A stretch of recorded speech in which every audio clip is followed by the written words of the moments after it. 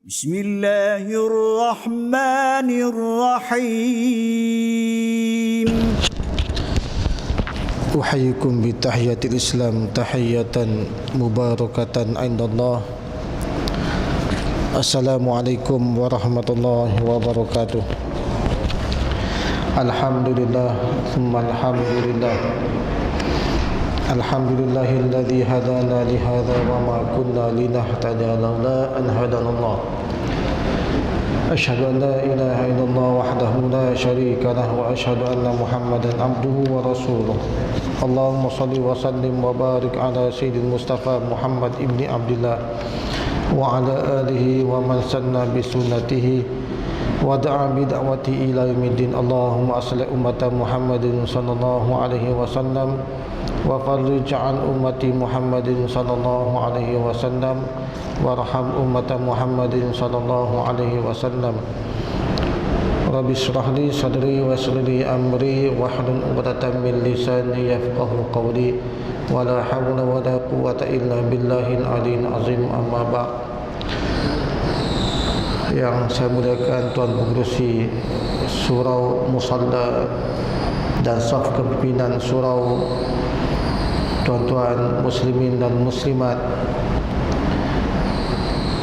ibu-ibu dan ayah-ayah yang saya hormati lagi saya kasihi sekalian, alhamdulillah. Pertama-tamanya kita mengucapkan tahniah dan ahlan bikum di atas kepulangan Tuan Haji Zul dan keluarga serta yang lain daripada mengerjakan umrah. Mudah-mudahan amal ibadah yang tuan-tuan lakukan di sana Allah terima dan Allah lakarkan dalam bentuk amal yang soleh dan mendapat hidayah keampunan Allah Subhanahu wa ta'ala. Allahumma amin. Yang keduanya, saya minta maaf minggu lepas tak hadir lagi. Kali kedua, pertama balik kampung, kali kedua kunci tercicir kerana mainan anak-anak kecil lah. Time-time saya nak keluar rumah, kunci hilang, tak ada. Dah ready semua, kunci hilang. Nak datang juga takut tak sempat, rushing tak sempat. Jadi saya pun maklum dengan Tuan Haji Zul sendiri, saya minta maaf. Ada mungkin di sana ada hikmah yang Allah nakkan, wallahu a'lam. Dan saya minta maaf lah tuan-tuan sekalian. Muslimin dan muslimat rahimakumullah, insyaallah tuan-tuan bersama saya malam ini untuk sama-sama kembali, pertama kembali dengan Allah Subhanahu wa taala, dan yang kedua untuk sama-sama berbicara perihal fiqh sirah ini. Mudah-mudahan saya dan tuan-tuan sekalian mendapat keberkatan dan mendapat sedikit maklumat berhubung dengan perjalanan hidup Nabi sallallahu alaihi wasallam. Pada muka surat 38 kata dia, dengan akidah inilah, iaitu akidah Islam. Pegang yang pertama, akidah Islam. Allah mengutuskan Nabi Musa alaihi salam kepada keturunan Israel, di mana Allah telah menceritakan tentang ahli sihir Fir'aun. Ia telah beriman dengan Nabi Musa alaihi salam. Muslimin dan muslimat rahimakumullah, setiap bangsa, setiap manusia Allah turunkan peringatan, sehinggalah kepada kita hari ini tuan-tuan sekalian. Allah ciptakan manusia tuan-tuan sekalian, Allah tak biarkan begitu saja. Allah cipta manusia daripada Nabi Adam AS sampai sekarang umat akhir zaman. Allah datangkan peringatan-peringatan yang Allah kehendaki mereka beriman dan betul dalam kehidupan mereka. Nabi Musa AS Allah turunkan kepada Bani Israel, yang telah kita bincang minggu lepas, minggu yang lalu, di mana Nabi Musa AS ajak kaum Nabi Musa kepada satu i'tiqad dengan Allah Subhanahu wa taala, berakidah dengan akidah beriman dengan Allah Subhanahu wa taala, dan yang keduanya berakhlak dengan akhlak yang mulia. Tuan-tuan muslimin dan muslimat rahimakumullah, semacam satu fitrah tuan-tuan sekalian. Semacam satu fitrah manusia ni, bila dia diajak begitu, dia berapan dengan hukum hakam Allah Subhanahu wa taala, ada yang melawan, ada yang beriman dan ada yang melawan dan tak beriman dengan Allah Subhanahu wa taala, dan tak beriman dengan Nabi Musa alaihi salam. Muslimin dan muslimat rahimakumullah, sampai zaman sekarang tuan-tuan sekalian, kelihatan begitulah sifatnya. Allah turunkan ayat dengan manusia, ada yang beriman dan ada yang tak beriman dengan Allah Subhanahu wa taala. Wal iyadu billah, muslimin dan muslimat rahimakumullah. Kaum Nabi Musa alaihissalam yang terkenal dengan sifat kerasnya, Yahudi, kaum Yahudi, antara kaum yang tidak beriman dengan Nabi Musa alaihissalam. Tuan-tuan sekalian, sampai ke peringkat berlaku sihir menyihir. Punya tak suka yang Nabi Musa ini, tuan-tuan sekalian, kelihatan tuan-tuan sekalian sejarah melakarkan berlaku sihir menyihir. Nak lawan siapa? Nak lawan Nabi Musa alaihi salam. Antara mukjizat Nabi Musa ni, tuan-tuan sekalian, seperti yang dah sedia maklum, dah kita belajar dulu ni, dia ada mukjizat tungkat. Tungkat yang hebat. Sebagai mukjizat Nabi Musa alaihi salam berlawan dengan kaum Bani Israel, muslimin dan muslimat rahimakumullah. Allah beri mukjizat dengan dia, sebagaimana Allah beri mukjizat dengan Nabi Muhammad sallallahu alaihi wasallam. Nabi Musa ni, tuan-tuan sekalian, diceritakan dalam Quranul Karim bagaimana bila mana waktu Nabi Musa alaihi salam ini membawa mukjizat kepada kaum dia, Bani Israel.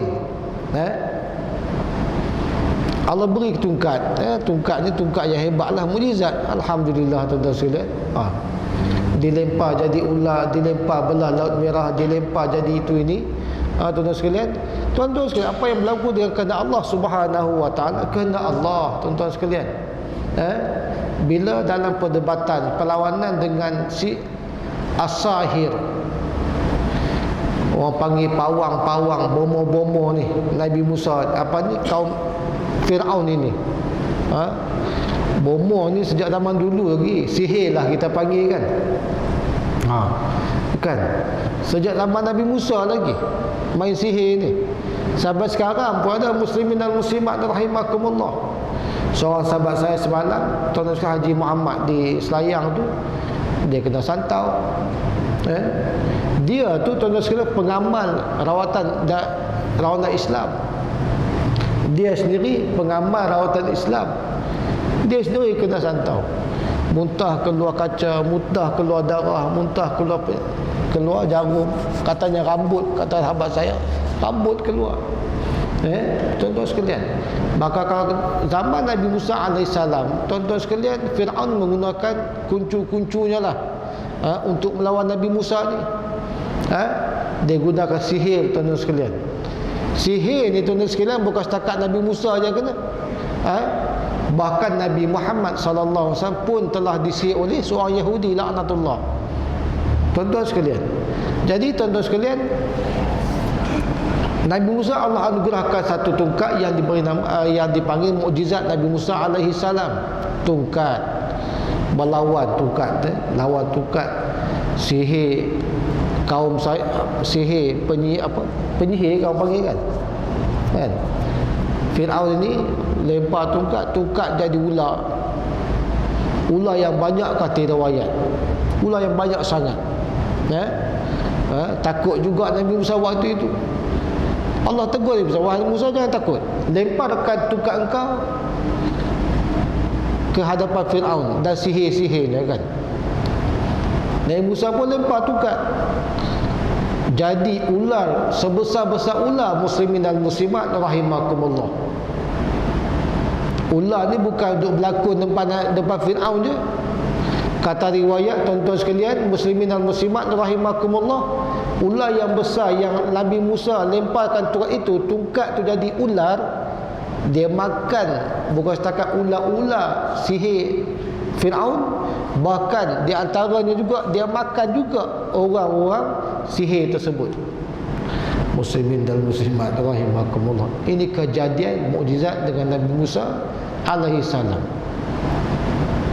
Bila dah kena makan Ular kena makan ular besar, tuan-tuan sekalian. Sihir-sihir yang membantu Fir'aun ini, apa berlaku? Terus beriman dengan Nabi Musa alaihi salam. Beriman, tuan-tuan sekalian, beriman dengan Nabi Musa alaihi salam dengan sebab kehebatan mukjizat Nabi Musa alaihi salam. Allah sebut dalam Quran, tuan-tuan sekalian. Kata Allah Subhanahu wa taala, qalu inna ila rabbina munqalibun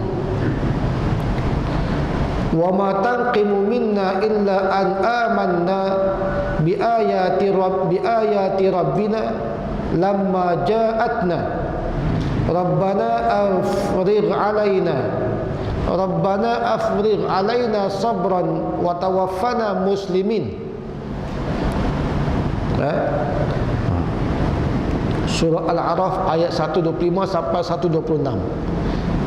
Ayat yang menceritakan keimanan siapa ni? Keimanan ahli sihir Fir'aun. Bila dia beriman, bila dia melihat keajaiban yang berlaku waktu mana Nabi Musa AS melempar tungkat baginda jadi ular, tuan-tuan sekalian. Beriman selepas itu. Apa maknanya, tuan sekalian? Qalu inna ila rabbina munqalibun. Ahli sihir itu menjawab. Ni yang kata ni siapa? Ahli sihir. Setelah berlaku kejadian tersebut, mereka menjawab, sesungguhnya kepada Tuhanlah kami kembali. Beriman terus muslimin dan muslimat rahimakumullah. Bila melihat keajaiban, keagungan kebesaran Allah Subhanahu wa taala. Sebab tu, tuan-tuan sekalian, kita zaman sekarang ni, antara perkara yang boleh menambahkan iman manusia dengan Allah Subhanahu wa taala, dia tengok apa? Dia tengok keajaiban Allah. Tengok keajaiban Allah, kejadian Allah atas muka bumi ni, tuan-tuan sekalian. Terlalu banyak kejadian yang kita sebut keajaiban yang ada depan mata manusia. Berbagai-bagai keajaiban yang boleh, tuan-tuan sekalian, meningkatkan keimanan, keyakinan kita kepada Allah Subhanahu wa taala, yang boleh mengisahkan diri kita dengan Allah Subhanahu wa taala. Sungguh, pagi tadi seorang hamba Allah OKU cacat, kaki tak ada, tungkat ni pakai dua ni. Dah lah, tungkat pakai dua dengan tangan ni. Tuan-tuan mungkin pernah tengok, pakai dia naik motor roda 3, kaki sebelah tak ada, kaki lain pula menampung dengan tungkat, ditampung dengan tungkat tu kan. Orang macam tu, tuan-tuan sekalian, kita perhati, kita rasa apa? Kita rasa kita ni terlalu banyak nikmat Allah Subhanahu wa taala. Bukan? Terlalu banyak nikmat Allah yang kita berikan, yang Allah berikan kepada kita pada hari ini, dengan kita melihat orang yang macam tu. Kalau tuan-tuan tengok dalam YouTube, saya pun tengok juga. Saya ingat sampai sekarang nama Vujevic. Mak Saleh kot, orang putih. Orang putih namanya Vujevic. Kalau tuan-tuan masuk dalam YouTube tengok VUGIVIC. Tu dia Vujevic, dia keluar dalam YouTube tu seorang manusia yang kita sebut timun. Tangan tak ada, kaki pun tak ada, badan dengan kepala je. Badan dan kepala je. Tapi I thanks to God, dia sebut, aku berterima kasih kepada Tuhan. Walaupun begitu sifat dia, tuan-tuan sekalian, sifat tak cukup sifat. Kaki tak ada, tangan tak ada, kepala badan je. Ating juga. Aku happy. Dia kata with my life, lebih kurang bahasa Inggeris. Aku happy dengan keadaan aku. La ilaha illallah, tuan-tuan sekalian. Bayangkan, kita cukup tangan, cukup kaki, kepala semua cukup, tak bersyukur lagi. Wal'iyadzubillah. Dia boleh berenang, dia boleh main golf, dia boleh, sungguh dia boleh main golf, dia berenang pun boleh, terjun dalam kolam mandi, berenang macam orang biasa, tuan-tuan sekalian. Dia ada sikit kaki je, lebih kurang dalam panjang ni kaki sikit je, buat dia berenang, dia kipas berenang. Ini keajaiban yang Allah beri kepada manusia. Lalu muslimin dan muslimat rahimakumullah, apa yang nak saya sebut ialah dunia hari ini memaparkan berbagai-bagai keajaiban Allah Subhanahu wa taala. Buat kita untuk meningkatkan ketakwaan kita kepada Allah Subhanahu wa taala. Tengok bukit, kehebatan bukit, tengok awan, kehebatan awan, langit dan sebagainya lagi. Semua ini muslimin dan muslimat rahimakumullah bukan sia-sia, tapi sebenarnya membolehkan manusia ini bertakwa dengan lebih kepada Allah Subhanahu wa taala. Maka muslimin dan muslimat rahimakumullah, bila berlaku peristiwa tersebut, ahli Mesir Fir'aun ni dah tengok Nabi Musa memaparkan kejadian keajaiban Allah Subhanahu wa taala, terus beriman. Qalu inna ila rabbina munqalibun, sesungguhnya kepada Tuhanlah kami kembali. Ahli sihir ni pun tahu, tuan-tuan sekalian. Dia tipu ke tak tipu ke, dia tahu, tuan-tuan sekalian. Hatta bomo-bomo pun dia tahu, tipu tak tipu, kan? Dia tahu. Memang dia pakai sihir, memang dia pakai makhluk, memang dia pakai benar-benar syirik dengan Allah Subhanahu wa taala. Bila dia begitu, dia beriman dengan Allah Subhanahu wa taala.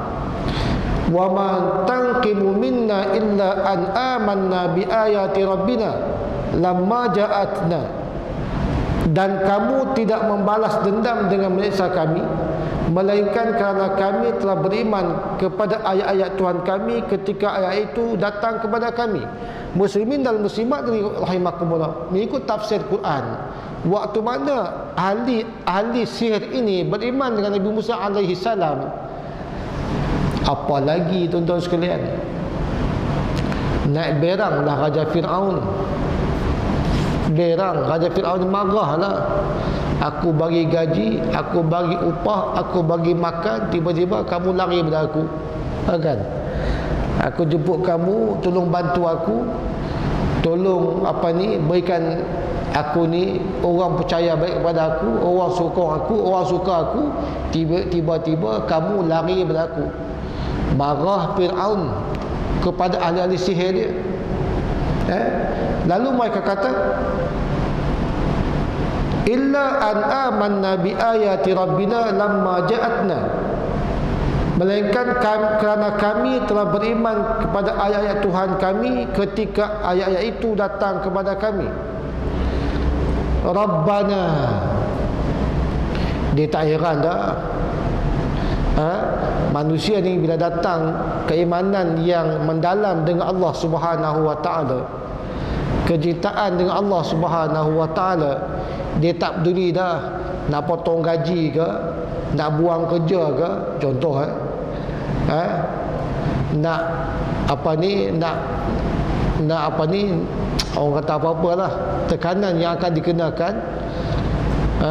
Maklumlah kerja dengan Fir'aun, bila tak beriman tentulah Fir'aun ni akan buang kerja, halau, potong gaji, tak bagi gaji, kan tuan-tuan sekalian.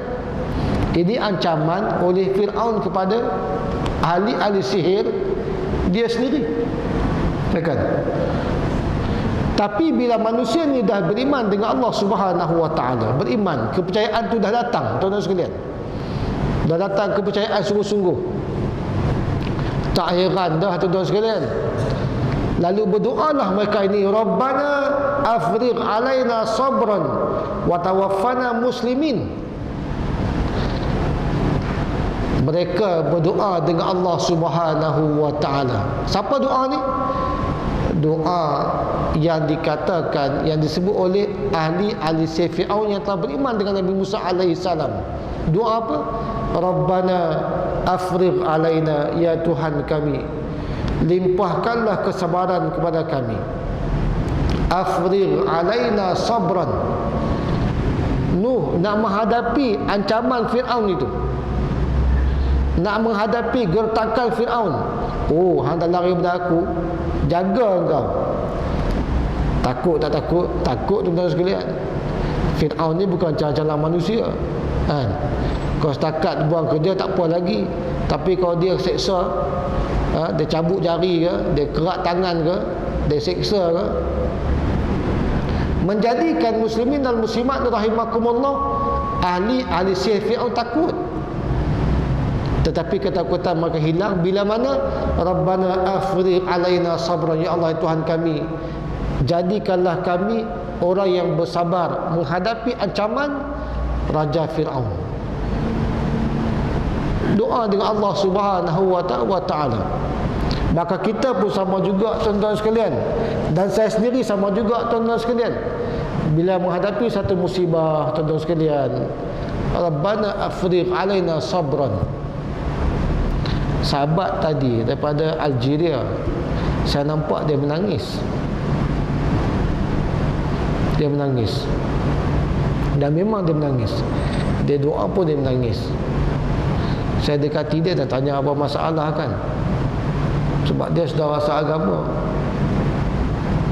Saya kata, ma asabaka ya akhi muslim. Apa yang kau apa yang menimpa engkau, apa musibah yang menimpa engkau? Ma asabaka ya akhi muslim. La syai'. Dia kata tak ada apalah, kan. Tapi dia menangis. Menangis tanda ada sesuatu yang berlaku. Wallah la syai'. Saya kata demi Tuhan tidak ada. Si kalam Arab ni wallah lah, kan. Nak taukidkan ada tak ada ni, wallah lah. Wallah la syai'. Tak ada apa sungguh ke ni. Dah khalas, intah ya. Dia kata selesai dah. Tak tahu apa sebab lah. Tak, kalau dia ada musibah, kita sebagai orang Islam, saya sendiri sebagai orang orang Islam juga, bertanggungjawab, bukan? Tapi dia kata tak ada. Terima kasihlah, tolong ambil tahu, dia kata. Ada Allah yusahhil alaik. Saya doakan supaya Allah permudahkan kepada engkau. Syukuran, dia kata apa, dia terima kasih. Dia pun salam, dia pergi. Saudara kenal, kan? Dia ambil PhD di UM, doktor lah. Tapi tak tahu lah, dia tak cerita. Cuma dia kata dia akan kahwin dalam masa yang terdekat. Itu je lah. Wallahu alam. Tuan-tuan sekalian, Afrika, waktu mana ditimpa musibah muslimin dan muslimat rahimakumullah, Rabbana afrigh alaina sabran. Ini doa kita, tuan-tuan sekalian. Doa yang didoakan oleh orang Islam bekas ahli sihir Fir'aun. Ini doa dia. Waktu mana dia menghadapi ancaman Raja Fir'aun tentang Islamnya mereka dengan Nabi Musa alaihi salam. Doa apa? Rabbana afrigh alaina sabran. Rabbana afrigh alaina sabran wa tawaffana muslimin. Dan wafatkanlah kami, matikanlah kami dalam keadaan kami menyerah diri kepadamu, ya Allah. Tuan-tuan sekalian, hebat tak hebat? Dulu dia ahli sihir, tak beriman dengan Nabi Musa alaihi salam. Tapi bila kejadian ini berlaku, mukjizat berlaku depan mata mereka, tuan-tuan sekalian, dia beriman. Bila beriman, dia tak takut siapa dah, tuan-tuan sekalian. Sebab dalam riwayat menceritakan Fir'aun ancam mereka, kamu semua pekerja aku. Kalau lari, biasalah. Ancaman bukan setakat cubit perut, tak. Ancaman ni kafir outstandard dia bunuh lah, kan? Tetapi mereka dah lali dah tak takut dah. Bahkan mereka berdoa dengan Allah Subhanahu wa taala, berikan mereka kesabaran. Kalau mati pun kerana lawan Firaun ini, matikanlah kami dalam keadaan mati Islam dengan Allah Subhanahu wa taala, mati beriman dengan Allah Subhanahu wa taala. Tuan-tuan muslimin dan muslimat rahimakumullah, kita setakat diuji tak cukup merah kat dapur je, kan? Kadang-kadang miss berah sikit je ujian tu, kan? Kita kadang setakat diuji tak cukup duit nak belanja, tuan-tuan sekalian. Ujian yang sebegitu, ujian yang kita anggap masih terlalu sederhana, bahkan sampai tak ada langsung lah ujian ni. Kita ni Allah tak uji banyak lah kita ni, tuan-tuan sekalian. Ujian tu ada, tapi berbanding umat-umat yang terdahulu, tuan-tuan sekalian, ujiannya ujian ancaman bunuh, ancaman dipenjarakan, ancaman bertahun-tahun disekat ekonomi, sehingga sampai ke peringkat makan daun-daun kering. Bertahun lamanya ujian mereka untuk membawa agama Allah Subhanahu wa taala. Kita setakat ujian je. Hujan tak boleh keluar rumah dah. Wallahu a'lam. Muslimin dan muslimat rahimakumullah. Dengan akidah inilah juga tadi doa tadi hafalah, Rabbana afrigh alaina sabran wa tawaffana muslimin. Doa waktu mana? Doa waktu kita ditimpa musibah, ditimpa ujian. Ini doanya, Rabbana afrigh alaina sabran wa tawaffana muslimin. Jadi kalau aku ni orang yang sentiasa sabar menghadapi ujian tersebut, dan kalau mati aku ni, matilah dalam keadaan aku ni beriman dengan kamu ya Allah. Muslimin dan muslimat rahimakumullah.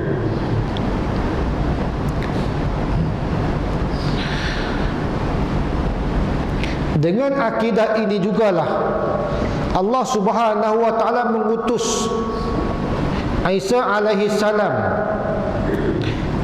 di mana Tuhan telah menceritakan tentang kaumnya yang telah beriman dengan ajaran yang dibawanya. Sama juga, akidah yang sama, tujuan yang sama. Allah bawakan, Allah utuskan Nabi Isa alaihissalam kepada kaumnya. Benda yang sama, tuan-tuan sekalian.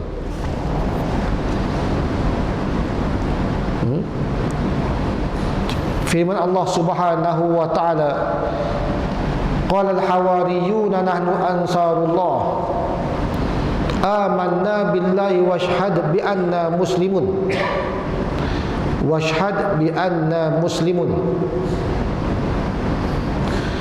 Sekali lagi, qala al-hawariyun, qala al-hawariyuna nahnu ansarullah amanna billah washhad bi anna muslimun. Surah Al-Imran ayat 52.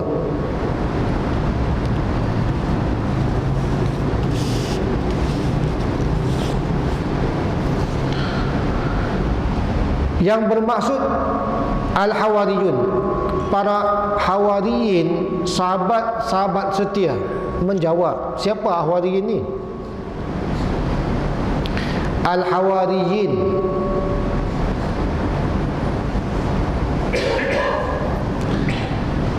terjemahan ulama tafsir, Hawariyin kata dia satu perkataan yang bermaksud orang yang berpakaian putih, Al-Hawariyin, ataupun bersih terpilih. Ini Hawariyin, dia sebut Al-Hawariyin.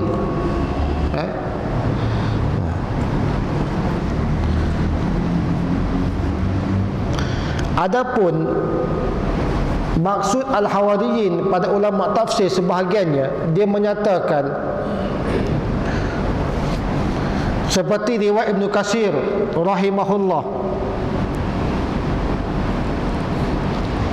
antaranya maksud Al-Hawariyin ialah 72 orang dari kaum Ansar yang melakukan Bai'atul Aqabah. Ini antara golongan Al-Hawariyin, merujuk kepada kitab tafsir lah.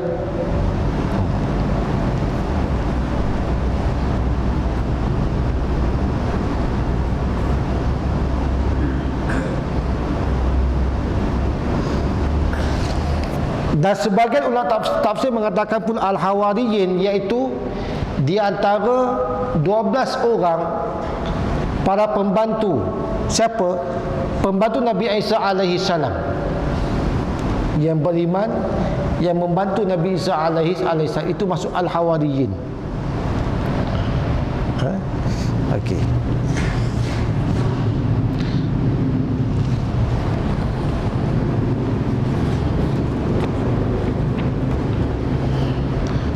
Baik, Al-Hawariyin telah menjawab, kamilah penolong-penolong agama Allah.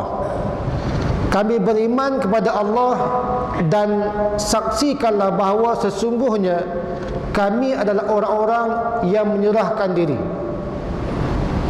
Kalau kita faham, Al-Hawariyin ini ialah penolong Nabi Isa AS, kata riwayat selama 12 orang.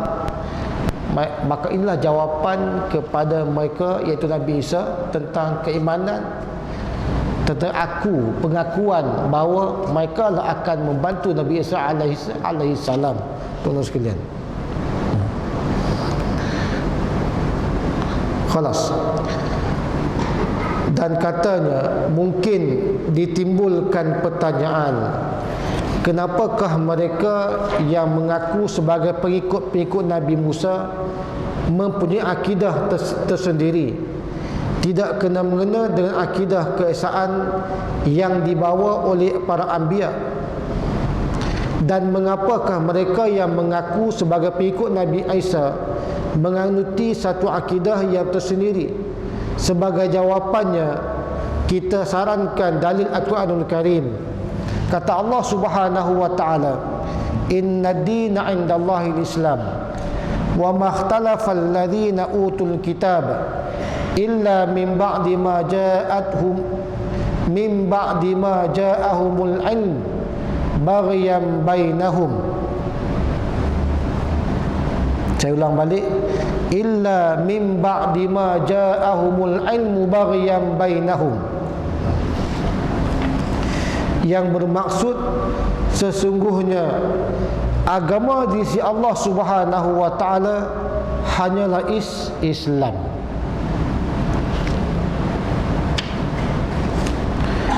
Tidak berselisih orang-orang yang diberi Alkitab kecuali setelah datang pengetahuan mereka, kerana berdengkian di antara mereka.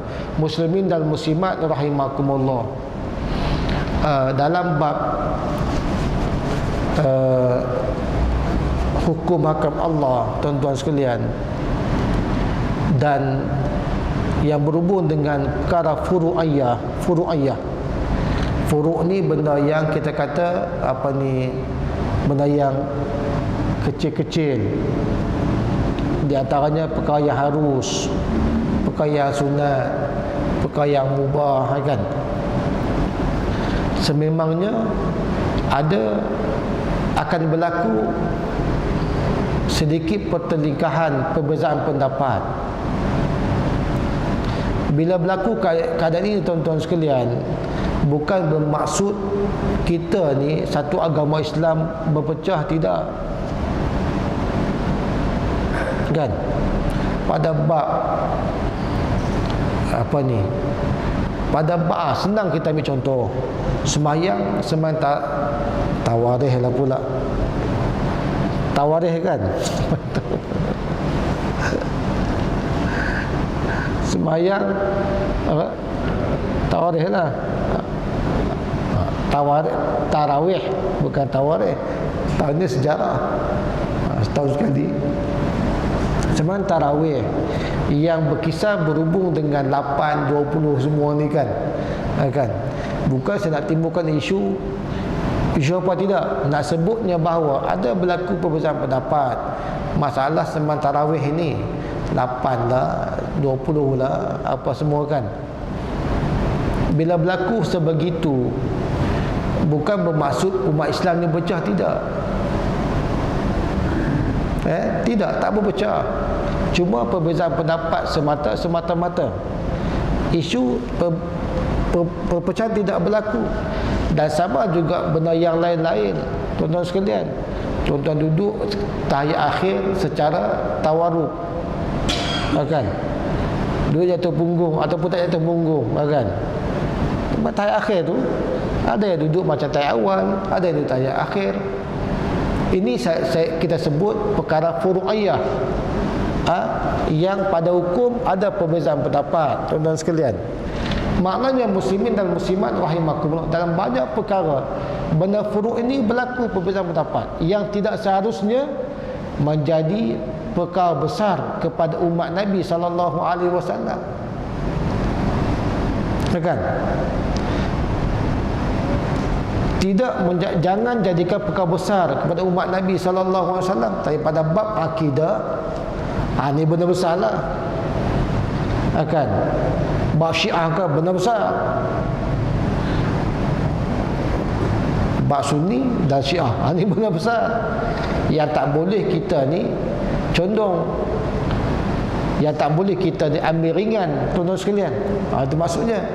Tapi muslimin dan muslimat rahimakumullah, pada bab furu'iyah yang sebut tadi, bab furu'iyah, bab yang kecil-kecil yang kita sebut, yang harus, yang sunat, yang mubah ini, tuan-tuan sekalian, berlaku di kalangan perbezaan pendapat di kalangan umat Nabi sallallahu alaihi wasallam. Para mazahib berlaku, memang berlaku. Zaman khalifah sampai sekarang berlaku perbezaan pendapat tersebut. Tetapi bukan bermakna perpecahan itu berlaku. Tak ada masalah pun. Nak buat ke tak buat ke, benda-benda mubah ni tak ada masalah, tuan-tuan sekalian. Sebab itu muslimin dan muslimat rahimakumullah, dia sebut tadi, tuan-tuan sekalian, inna dina adalah Islam, agama Islam, sesungguhnya agama di sisi Allah hanya Islam. Ini dasar besar. Tak bolehlah kita wujud lagi agama-agama yang lain. Kita ubah agama Islam ni kepada agama yang lain, label ke Islam agama yang lain, tak boleh. Itu jelas, benda besar, benda asas, benda dasar, kan? Dan tidak berselisih seorang-orang yang diberi Alkitab kecuali setelah datang pengetahuan kepada mereka. Tuan-tuan sekalian, sebenarnya tak bersih mana pun dari segi ahli kitab ini. Contoh pada bab batal tak batal sembahyang antara suami dan juga isteri, kan? Di kalangan mazhab Syafi'i rahimahullah, dia sebut bila bersentuhan suami isteri hukumnya batal. Adapun mazhab yang lain hukumnya tak batal. Atas asas apa dalil itu? Dalilnya pada kejadian Nabi SAW sembahyang di tengah-tengah malam. Baik, sembahyang Nabi lama, rukuk Nabi lama, sujud Nabi lama.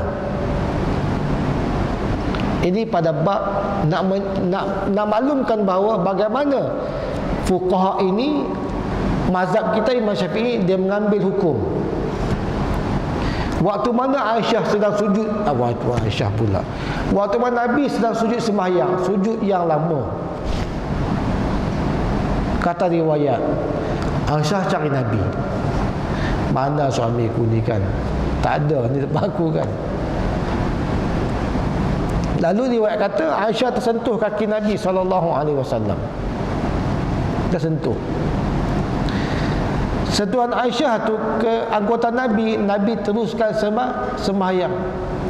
Nabi tak berhenti sembahyang, teruskan sembahyang sampai bagi salam. Kan? berlakulah perselisihan pendapat di kalangan mazhab, terutama kita Syafi'i dan juga mazhab yang lain. Hanafi kata setengah pendapat. Orang Hanafi dia antara lelaki, antara isteri dan suami tak batal sembahyang, tak batal sembahyang bila bersentuhan. Berdasarkan peristiwa ini, Imam Hanafi kata waktu mana Aisyah sujud, waktu mana Nabi tengah sujud, Aisyah pegang anggota Nabi. Waktu itu kaki Nabi terbuka. Kaki memang terbuka lah kan.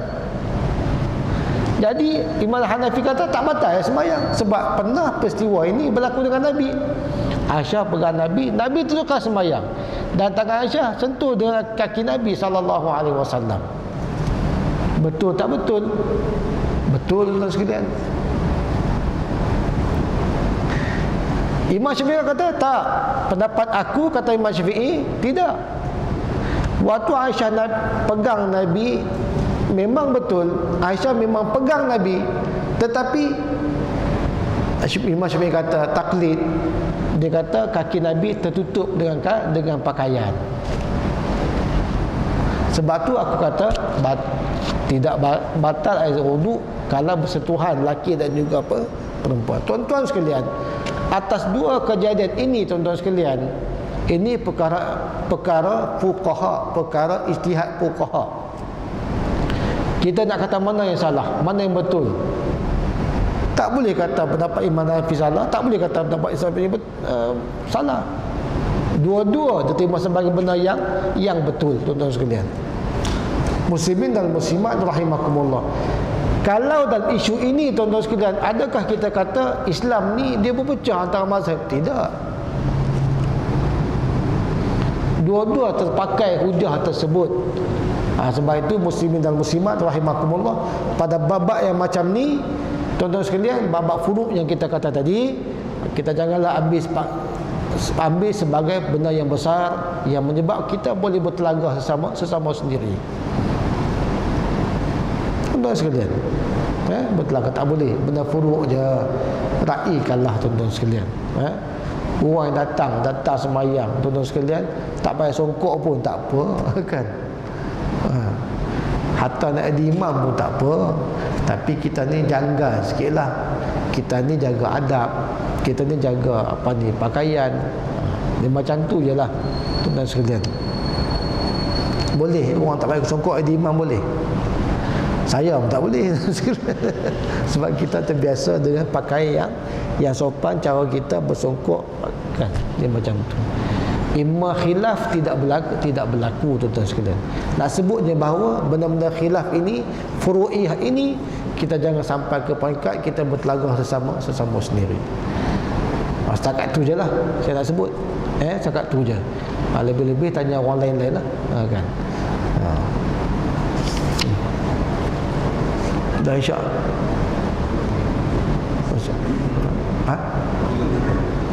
Dia bagi tahu awal.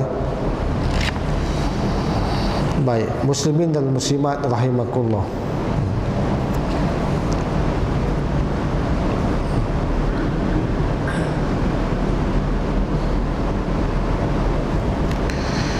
Dan tegas Allah lagi dalam surah Asy-Syura. Sebab apa dia terjemahkan dengan Tuhan? Saya tak berapa gemar dia terjemah Syekh, dia terjemah Tuhan. Kitab ni terjemah Tuhan. Saya tak berapa gemar terjemah Tuhan, Allah kan. Dan tegas Allah lagi dalam surah Asy-Syura yang berbunyi, syara'a lakum minad dini ma wassa bihi Nuha alladhi auhayna ilaik. Betul ke saya baca? Syara'a lakum minad dini wa syara'a lakum minad din ma wassa bihi Nuha walladhi auhayna ilaik. Betul takut salah. Yang bermaksud dia telah mensyariatkan bagi kamu tentang agama apa yang telah diwasiatkannya kepada Nuh, dan apa yang telah kami wahyukan kepada kamu. Nak ceritanya dalam ayat ini tuan-tuan sekalian, daripada zaman Nabi Adam AS sampai Ibrahim sampai sekarang, perkara yang sama yang Allah didik manusia selama ini, iaitu berakidah dengan akidah Allah Subhanahu wa ta'ala. Maknanya tuan-tuan muslimin dan muslimat rahimakumullah, besarnya tuan-tuan sekalian akidah manusia ni yang perlu kita jaga sangat-sangat supaya jangan tergelincir daripada landasan Allah Subhanahu wa ta'ala.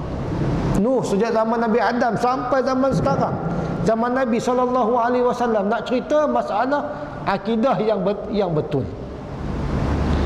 Bimbanglah kita tuan-tuan sekalian, bimbanglah kita waktu mana kita ni beriman dengan Allah Subhanahu wa ta'ala, takut-takut kita ni tergelincir. Wal a'yadzu billah muslimin dan muslimat rahimakumullah. Seorang anak perempuan bertemu dengan Nabi SAW. Jumpa Nabi, cerita dengan, ya Rasulullah, semalam aku bermimpi ya Rasulullah. Dia mimpi. Tanya Nabi, kau mimpi apa semalam? Aku mimpi mak aku disambar oleh api neraka tuan-tuan sekalian. Mimpi anak perempuan kecil ini. Dan anak perempuan ni kata riwayat seorang anak yatim piatu. Dia kata dia tengok mak aku ni, kata dia sedang memegang satu tuala dan sebelah kiri tangannya memegang segumpal keju. Kita kata mentega lah kan, makanan keju-keju. Aku mimpi aku tengok mak aku sedang disambar api neraka, dan mak aku ni menggunakan kain tuala yang dia pegang tu mengibas supaya api neraka tidak mengena akan tubuh badan dia. Ibu anak yatim piatu ini duk kibas, duk elakkanlah dengan kain ni. Sebelah tangan lagi kata dia digunakan untuk berjaga-jagalah, lapar dan sebagainya. Ini cerita anak perempuan yatim itu kepada Nabi SAW. Nabi tanya, wahai budak, kenapa begitu? Aku pun tak tahu ya Rasulullah. Cuma aku tahu dulu ni dia rajin bersedekah dengan fakir miskin. Dia rajin bagi kain, rajin bagi pakaian dengan fakir miskin. Dan dia juga rajin bagi makanan dengan fakir miskin. Itu je. Yang lain-lain dia tak pernah. Dia tak berlaku begitu. Mungkin kata anak perempuan ini dia durhaka pada ayah aku, suami dia, wallahualam, tapi aku tengok dia kelihatan begitu. Ada keju tangan dia dan ada kain putih, dia sedang mengipas api daripada membakar diri dia. Kata Nabi SAW, inilah kelebihan manusia. Kerana dia hanya rajin bersedekah, dia rajin beri makan fakir miskin, menyebabkan dia tak disambar api neraka. Muslimin dan muslimat rahimakumullah. Kita tuan-tuan macam mana tuan sekalian? Saya tuan-tuan macam mana tuan-tuan sekalian? Haji Zul tak apalah, pergi Mekah haji lah, pergi buat umrah lagi.